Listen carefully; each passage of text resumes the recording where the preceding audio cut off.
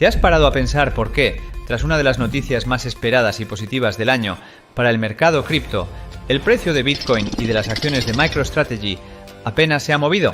Imagina por un segundo que llevas meses esperando que se disipe una tormenta oscura que amenazaba con hundir el barco insignia de la inversión institucional en Bitcoin, y cuando por fin sale el sol, el barco se queda quieto, como si el viento hubiera dejado de soplar de repente. Hace solo 48 horas, MSCI confirmó que MicroStrategy se queda en sus índices globales. Sobre el papel es una victoria aplastante, es la validación definitiva, pero si miras la letra pequeña, te das cuenta de que lo que nos han vendido como un triunfo podría ser en realidad un freno de mano echado en plena autopista. ¿Es posible que el mercado se haya dado cuenta de algo que la mayoría de titulares están ignorando? Hoy vamos a destripar la realidad detrás de los titulares. Vamos a entender por qué la maquinaria de dinero infinito que impulsó a MicroStrategy en 2025 podría haberse gripado para siempre y por qué, paradójicamente, eso podría ser la mejor noticia para Bitcoin a largo plazo. No estamos hablando solo de una empresa, estamos hablando del cambio de guardia en el ciclo económico. Si creías que el ciclo alcista dependía de un solo hombre o de una sola corporación, prepárate, porque la tesis para 2026 es mucho más grande, más compleja y sinceramente mucho más fascinante. ¿Estás listo para entender por qué la inteligencia artificial y las materias primas van a dictar el futuro de tu portafolio? Hola, soy David Aranzábal, fundador de Money Club y CryptoWeek. Nuestros miembros del club ya han superado los 17 millones de euros en sus portafolios. Si te interesan las inversiones y las criptomonedas, suscríbete y activa las notificaciones para no perderte ninguno de mis próximos vídeos. Vamos a ponernos en situación, porque lo que ha ocurrido esta semana requiere que leamos entre líneas con una precisión quirúrgica. Tenemos que volver un instante al 10 de octubre del año pasado. Ese día, el mercado sintió un escalofrío real. Se rumoreaba que MSCI, uno de los proveedores de índices más importantes del mundo, y cuando digo importante, me refiero a que trillones de dólares en fondos pasivos siguen sus decisiones ciegamente, estaba considerando expulsar a lo que ellos llaman compañías de tesorería de activos digitales. Básicamente querían echar a MicroStrategy de la fiesta. El resultado inmediato fue pánico, una caída del 36% que borró miles de millones de valoración en un abrir y cerrar de ojos. La incertidumbre era total. Si te expulsan del índice, los fondos que replican ese índice tienen que vender tus acciones obligatoriamente. Es una venta forzada masiva. Pero avanzamos hasta esta semana, el 6 de enero de 2026.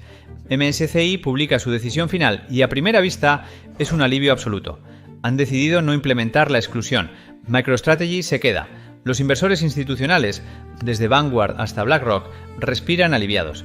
Michael Saylor publica un tuit celebrando el triunfo de la realidad económica.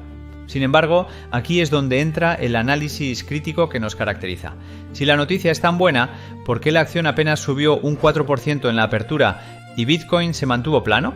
La respuesta está escondida en un párrafo técnico del anuncio de MSCI que casi nadie ha comentado, pero que cambia las reglas del juego por completo. Es lo que podemos llamar la píldora venenosa dentro del remedio. MSCI ha dicho, ok, te quedas en el club, pero con condiciones.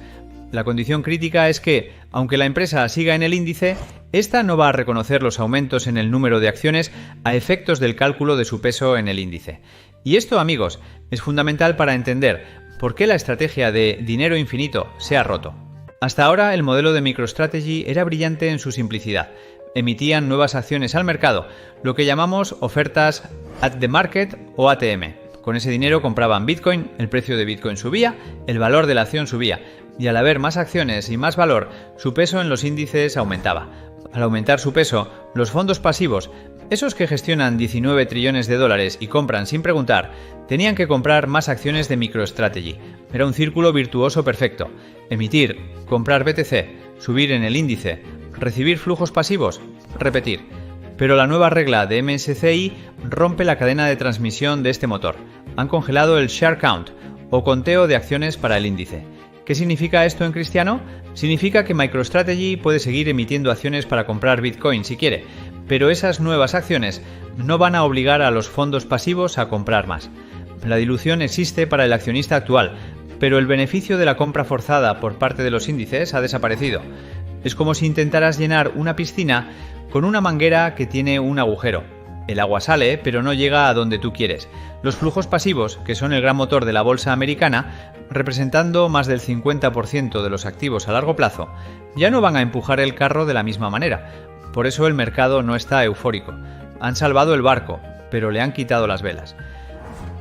Esto nos lleva a una reflexión más profunda sobre el papel de Michael Saylor y lo que podríamos llamar el fin de la era Saylor. No me malinterpretes, lo que Saylor ha hecho por Bitcoin es histórico.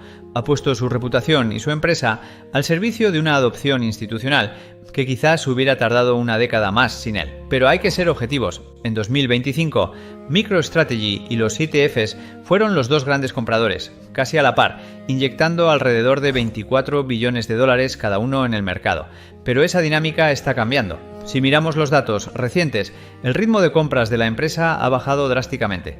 De comprar 1.000 millones a la semana, hemos pasado a compras mucho más modestas de 60 o 100 millones. Además, hay un cambio fundamental en su modelo de negocio que indica madurez, o quizás agotamiento del modelo anterior. Han empezado a pivotar hacia la generación de rendimiento, convirtiéndose en una especie de banco de Bitcoin. Están captando capital de un inversor para pagar dividendos a otro inversor, utilizando Bitcoin como colateral y activo subyacente. No es un esquema Ponzi, porque hay un activo real y una actividad legítima detrás, pero la mecánica de nuevo dinero paga al viejo dinero se le parece en la estructura de flujos, y tal vez, solo tal vez, sea bueno que el mercado deje de depender de una sola entidad. Actualmente poseen alrededor del 3,2% de todo el Bitcoin que existirá jamás. Si queremos que Bitcoin sea la reserva de valor global, descentralizada y neutral, realmente queremos que una sola junta directiva controle el 5 o el 10% del suministro, la centralización es un riesgo y que la influencia de Saylor se diluya es paradójicamente saludable para la descentralización de la red. Entonces, si el motor de las compras corporativas apalancadas se está frenando, ¿cuál es la tesis para 2026? ¿Por qué sigo siendo tan alcista si el mayor comprador del año pasado tiene las manos atadas? Porque el relevo lo está tomando algo mucho más grande que una empresa. Lo está tomando la convergencia macroeconómica. Estamos entrando en una fase donde Bitcoin ya no se comporta solo como un activo especulativo tecnológico, sino como el eslabón perdido entre la tecnología y las materias primas. Miremos el tablero de juego. Por un lado, tenemos un auge sin precedentes en tecnología, impulsado por la inteligencia artificial. Por otro lado, tenemos las materias primas, el oro, la plata, la energía, entrando en lo que parece un superciclo debido a la degradación monetaria y la demanda física real. ¿Dónde encaja Bitcoin? Bitcoin es tecnología porque es una red digital, pero es una commodity porque es el combustible escaso de esa red, al igual que el petróleo es el combustible de la economía industrial. Y aquí es donde la inteligencia artificial lo cambia todo. Pregúntate esto, ¿qué dinero van a usar los agentes de IA? En un futuro inmediato, donde miles de millones de agentes de software autónomos realicen transacciones entre ellos a la velocidad de la luz, no van a usar cuentas bancarias tradicionales. No van a pasar por procesos de verificación de identidad 3 veces al día, ni van a esperar 2 días hábiles para una transferencia SWIFT. Necesitan un dinero nativo de Internet, programable, rápido, sin fronteras, y que no requiera permiso.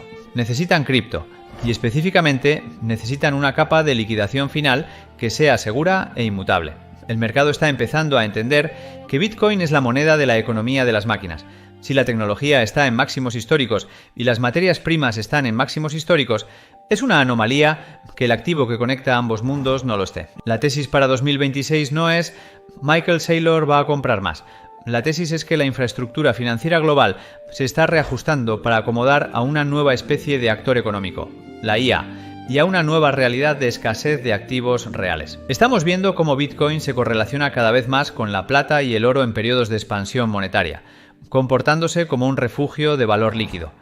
Recuerda que cuando hay un colapso o un susto en el mercado, como el que vivimos en octubre con los rumores de MSCI, el proceso de limpieza y recuperación suele tomar entre 8 y 12 semanas.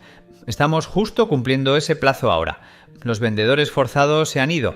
La incertidumbre regulatoria de los índices se ha despejado, aunque con condiciones, y el camino está libre para que las nuevas narrativas tomen el control.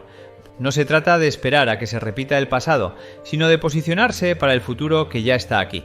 La liquidez global sigue expandiéndose y los activos finitos son los que mejor capturan esa expansión. Así que, aunque la noticia de MSCI parezca un no evento en el precio a corto plazo, Es fundamental porque elimina un riesgo de cola catastrófico.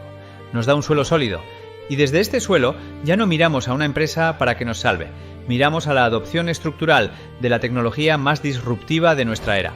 La pregunta que debes hacerte hoy no es si MicroStrategy va a comprar mañana, sino si tu portafolio está preparado para un mundo donde las máquinas, los bancos centrales y los inversores en materias primas compiten por el mismo activo escaso. La volatilidad, como siempre, será el precio a pagar por el rendimiento, pero la dirección de fondo, basada en los fundamentales de la red y la macroeconomía, sigue apuntando al norte.